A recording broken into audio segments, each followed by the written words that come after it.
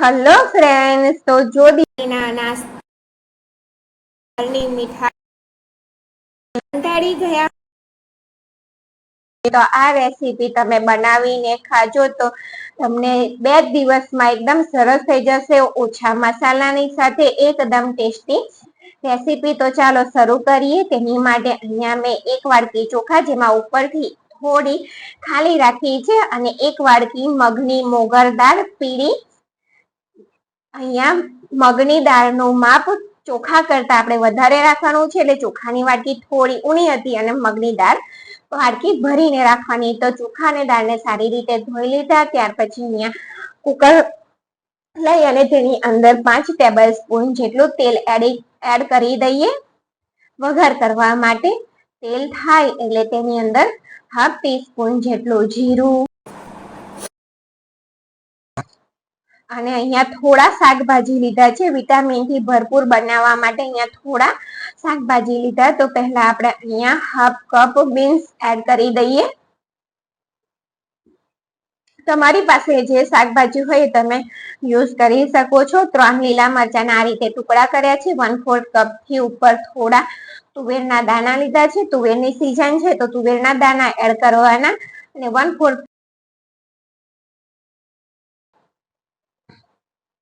અને તેની સાથે જ અહીંયા 1 ટીસ્પૂન જેટલું આદુ આ રીતે તેને ખલબત્તામાં છૂંદી અને લઈ લેવાનું। તો બધા શાક આપણે તેની તેલની અંદર એડ કરી દઈએ, અને તેની સાથે જ સ્વાદ પ્રમાણે મીઠું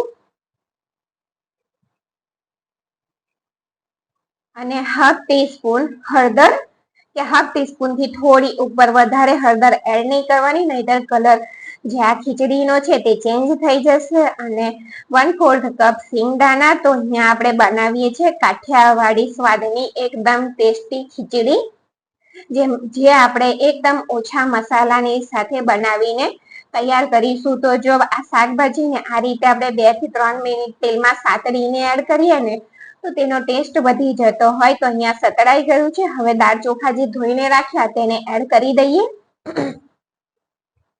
તો દાળ અને ચોખાને તેની અંદર એડ કરી દઈએ, અને હવે તેની અંદર આપણે પાણી એડ કરીશું। તો પાણી આપણે જે વાડકીથી દાળ અને ચોખાનું માપ કર્યું છે તે જ વાડકીથી અહીંયા 5 વાડકી પાણી એડ કરી દેવાનું, જેથી ખીચડી એકદમ સરસ ઢીલી બનીને તૈયાર થાય। અને જો તમને રેસીપી ગમે ને, કાઠિયાવાડી ખીચડી અને દિવાળીના પેટ ખરાબ થયું હોય, નાસ્તા ખાઈને કંટાળ્યા હોય, તો આ રેસીપી તમને ગમી હોય ને તો ચેનલને લાઈક, શેર અને સબસ્ક્રાઇબ જરૂરથી કરજો।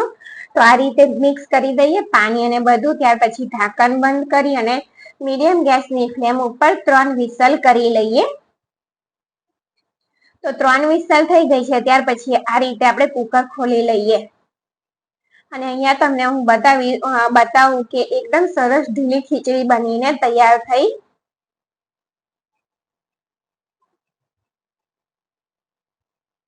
જો તમે જોઈ શકો છો કે કેટલી ઢીલી ખીચડી સરસ એકદમ તૈયાર થઈ। તો હવે આપણે એને સાઈડ પર રાખી દઈએ, અને આપણે મસાલા બહુ એડ નથી કર્યા, તમાલપત્ર ને એવું બધું, તો તેનો ટેસ્ટ એકદમ સરસ આવે ને એટલા માટે અહીંયા આપણે કઢાઈ રાખી દઈએ। તેમાં મેં 2 થી 3 ટેબલ સ્પૂન જેટલું ઘી લીધું।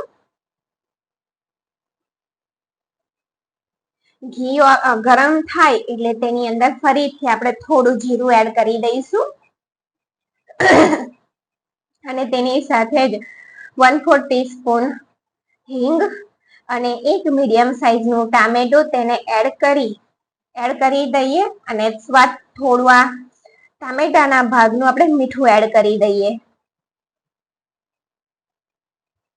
જેથી ટામેટા એ જલ્દી ચડી જશે અને એકદમ સરસ રીતે તે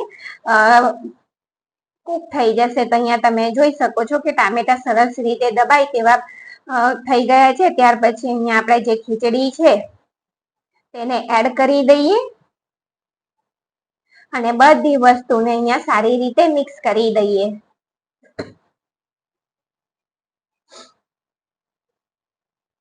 તો જો આ રીતે આપણે મિક્સ કરી અને તૈયાર કરવાની। ત્યાર પછી અહીંયા ફરીથી આપણે 1 વાડકી પાણી એડ કરવાનું। પણ આ પાણી એ ગરમ હોવું જોઈએ, ઠંડુ પાણી અહીંયા એડ નહીં કરવાનું.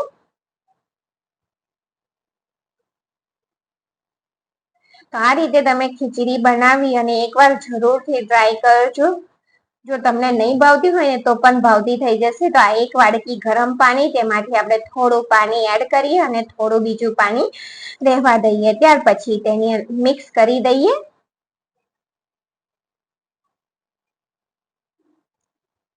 અને વિડીયો ગમે તો ચેનલને લાઈક, શેર અને સબસ્ક્રાઇબ કરવાનું બિલકુલ ના ભૂલતા. અને અહીંયા 1 ટીસ્પૂન કે હાફ ટીસ્પૂન જેટલું લાલ મરચું અને 1 ટીસ્પૂન ગરમ મસાલો પાવડર. ગરમ મસાલો ના હોય તો તમે ધાણા જીરુંનો પણ ઉપયોગ કરી શકો છો. ત્યાર પછી જે બાકીનું પાણી હતું તેને પણ એડ કરી દઈએ અને સારી રીતે મિક્સ કરી દઈએ. તો કાઠિયાવાડી સ્ટાઇલ અને મીઠાઈઓની દવા ખીચડી, કાઠિયાવાડી ખીચડી બનીને તૈયાર થઈ ગઈ. તો આ રીતે મિક્સ કરી અને 1 મિનિટ જેવું આપણે ગેસ ચાલુ રાખીશું. ત્યાર પછી એને બંધ કરી દઈશું. તો ખીચડી તૈયાર થઈ ગઈ છે. Thank you for watching.